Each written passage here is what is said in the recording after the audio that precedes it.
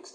And my goodness, if that is you, you couldn't be more wrong. And even though some of you in the audience right now might be thinking that you know everything there is to know about Sectic, every killer, every weapon, every location, heck, every single mechanic in the game, well, that's where you might want to rethink your logic. So that's where this video comes in. Welcome to the official completed definitive Sectic iceberg, made by me with the help of several community members. And if you don't know what an iceberg is, or you've been living under a rock, then sucks to be you, I'm not explaining it. Okay, no, I'm just kidding. Basically, what icebergs are is that they're a list of information about a particular topic. This one being the Roblox game Survive and Kill the Killers in Area 51. The top of the iceberg has general, well-known, common knowledge stuff, you know, things that probably everyone and their mum would know by now, but as the iceberg descends downward, the information gets more rare and less known. And yes, I am aware that I did make another Sectic iceberg once, like 2 years ago, but not only is that video horribly outdated, but most of the entries on it were just straight up garbage and just jokes that just made the iceberg not fun to commentate on at all. Like, Call of Duty Zombies copied Sectic. Yeah, sure. But this iceberg is different. Everything on this list is 100% real, or at least has some element of truth to it, so no stupid entries or anything like that. Also, I will be talking about some things that were in the original video anyway, to save you time having to, watch it and listen to my pre-puberty voice. Okay, listen, 2021 was not a good year for me, okay? But anyway, that's the introduction. This video might be a lot longer than my usual Sectic video, so I hope you all have some snacks ready. But for now, let's all take a deep dive into the ultimate, definitive, and hopefully last Sectic iceberg.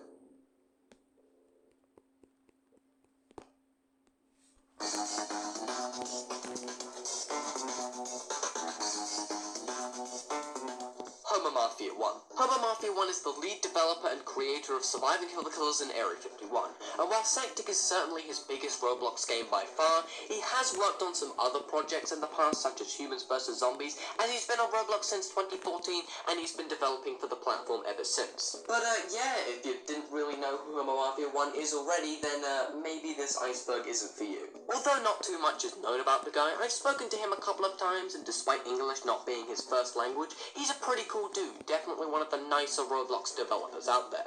Also, I know he's watching this video. Hi Homer, what's up? Invincibility Star. The Invincibility Star is a removed item that used to be in Sectic that was replaced with the Landmine Game Pass in 2020.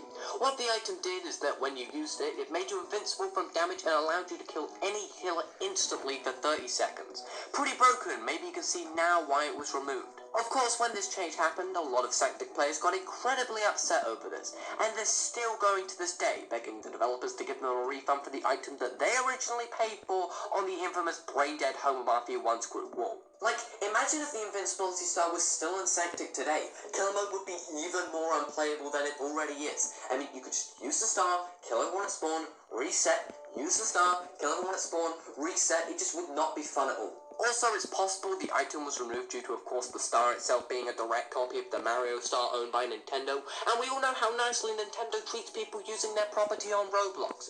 But regardless, the Invincibility Star will for now go down in history as probably the most infamous, removed, and overpowered Sectic item. Underground base. A lot of people know this fact already, but I'll quickly skim over this one if you have no idea what I'm talking about. But basically, the original Area 51 map was not actually created by Homer Mafia 1. No, it was made by this guy, Icy Fresh, and the map's true name is actually Underground Base, not Area 51. The map itself has been stolen and copied so many times at this point, much like many other old Roblox horror games, which explains why there are dozens and dozens of Area 51 games all over Roblox with the exact same map template. And this is actually how Sectic came into existence. But no, in short, Sectic is not the first Area 51 game. Far from it, actually. Sectic test servers. Sectic test servers are a direct copy of the main Sectic game published on Homer Mafia 1's group. Like the name implies, the game is mainly used for testing upcoming updates, new features, and other things of that nature. Now this entry is dedicated to all of the people in my comment section, most notably the people who come to my videos, see a Sectic update, assume it's in the main game, go to the place in the main game, the update's not there, and then call me a hacker and dislike and unsub, when it's just in the Sectic test servers, it's not in the main game. Just read the description, do your research. Currently, at the time of recording this video, Sectic test servers haven't updated in a very long time, but if you want to go check them out for any future updates they might have, I'll leave a link to the game page in the description. The Dying Noob. This refers to the name of the dead person that sits in front of Slenderman's cage in all of the modes besides storming. Nicknamed the Dying Noob by the community, they don't do anything besides utter the words, "Do not open this door." And in fact, the Dying Noob is believed to be the leader from storming. Well, I mean, come on, it's pretty obvious. Although the Dying Noob didn't always look like this. In older versions of the game's thumbnails, they're shown as just a regular guy, I suppose. But yeah, the Dying Noob, whatever his or her name is, holds a special place in Sectic's history and probably always will. MG42. Definitely one of the most popular game passes within Sectic, the MG42 is pretty much essential for anyone who wants to play this game competitively or seriously. When you buy this game pass, you'll get the exclusive MG42 weapon whenever you join Classic, Killer, or Storming mode. You can even find it around the map in Juggernaut, or even buy it in Slenderman's Cage and Endless Survival mode. But yeah, it's only 30 Robux, definitely worth it, and I'd say it's only really beaten out in terms of value by the Energy Drink game pass, for the following reasons. Energy Drink. 100% the most popular and overpowered Sectic game pass of all time. If you have the Robux to spend and are playing Sectic at all without this item, then just what are you doing? But yeah, I think we all know how this item over here works. I mean, you take a sip of it, you regain 75% of your HP, you get the drill. However, it's worth noting that in Juggernaut you only get 2 sips compared to the usual 4 in all of the other modes, but it's still an insanely powerful item. And if you're thinking of buying or spending any money in this game at all, this is the game pass to go for. I mean, it costs the same amount of Robux as the landmine. I mean, come on, what would you buy, honestly? Papers. Papers are items that you can find around the map in both Classic and Killer mode. They don't offer much content or value in-game and only purely exist to enter the lore and backstory of Area 51. The stuff written on the papers ranges from everything from survivors tips to lore about certain killers, and there are 13 in total to collect. If you want, I'll leave a wiki page in the description that lists them all and where to find them. I have to say, for someone that doesn't play Classic mode that often, some are a fun read, although others are rather boring. Obtaining the crossbow. As most of you hopefully know by now, to get most of the guns within the Sectic mode, you have to look for them around the map.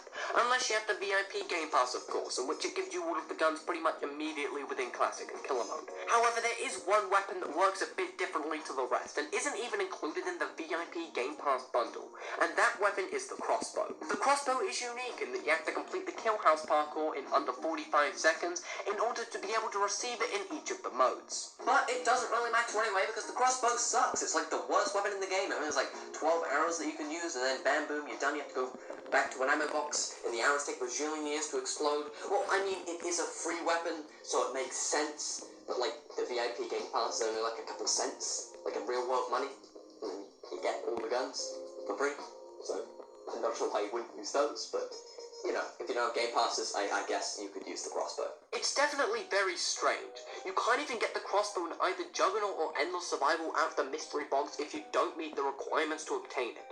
Kind of like finding the MG42 if you don't have the game pass. I mean, it's not like the parkour is hard or anything, it's just strange, and I guess it does give you a reason to play Kill House mode.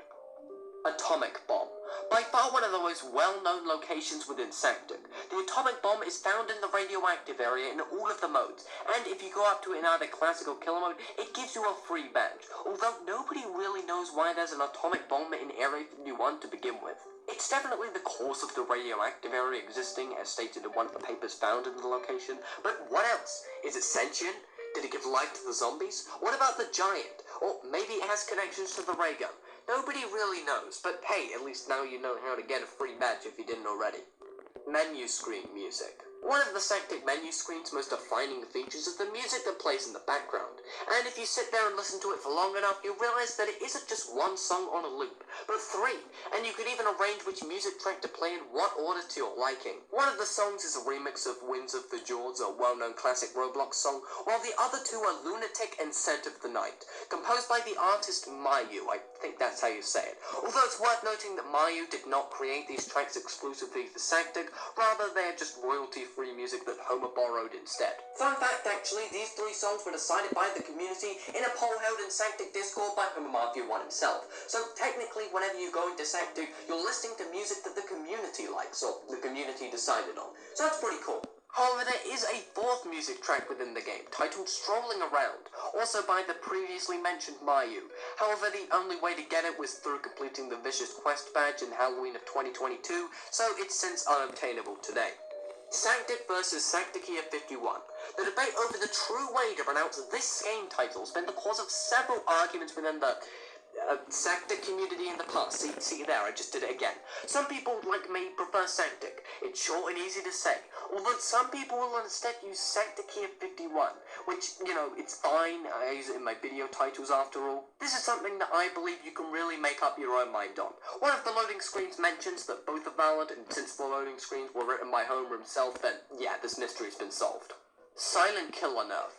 The Silent Killer badge is one of the hardest, if not the most challenging badge to obtain in Sanctic. To get it, you need to win a round as the Juggernaut with 12 people in the lobby, and to be on full health once the round ends. It's certainly not easy. The nerf part refers to the fact that in older versions of the game, you literally could not take any damage at all, even if you healed all your HP back up, as, well, whenever a Juggernaut kills a player, they regain 20 HP, of course. I'm very glad this was changed, that now you just have to be on full health once you win. You can still take damage. It's made getting Silent Killer actually possible due to how good the player base has gotten to Juggernaut over the years. Compared to back then, where nobody really used shift lock, the gun locations were on like 4 spots, and nobody really knew what they were doing. The good old days of Juggernaut, am I right?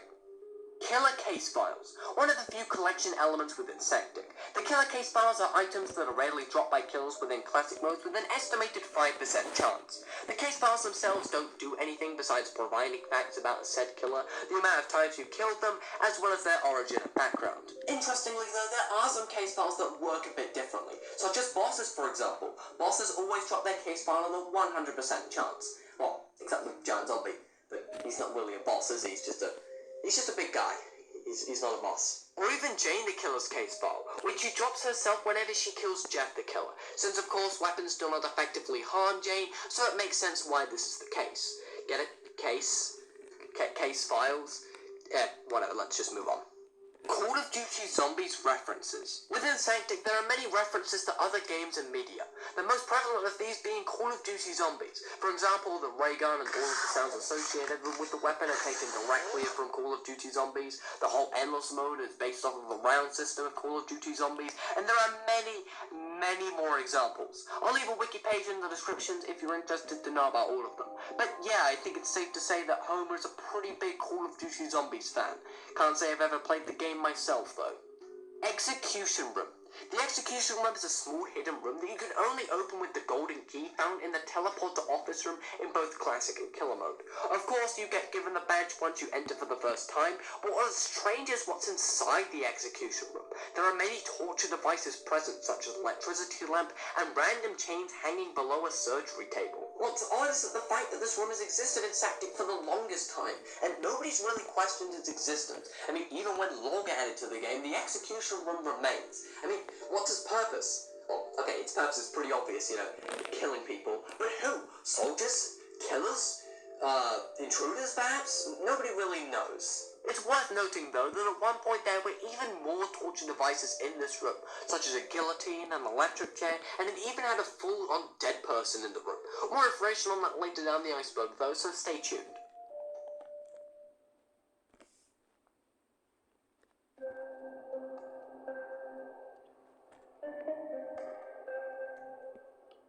The Way Out.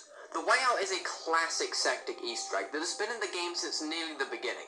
To get the badge, simply go back from the main area, enter the small soldier hangar on the left of the exit, jump down the trapdoor, and you'll find yourself in a small, dark, ominous room along with a pop-up reading Game Over. From here, simply walk into the "You Are Trapped" sign and you'll find yourself in a tunnel.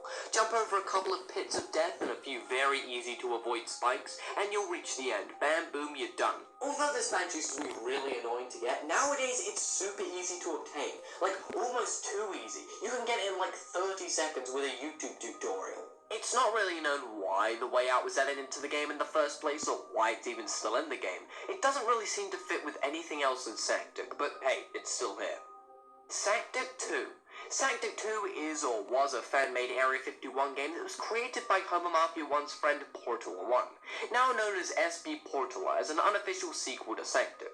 What set Sectic 2 apart from the main game was having a huge map with various locations, many different types of killers, and all different references and hidden Easter eggs here and there. Around the time that Sectic 2 came out, I think around 2016 or 2017, the main game, or Sectic 1, was still pretty much a baby. I mean, there really wasn't much to the game, so of course Sectic 2 attracted a large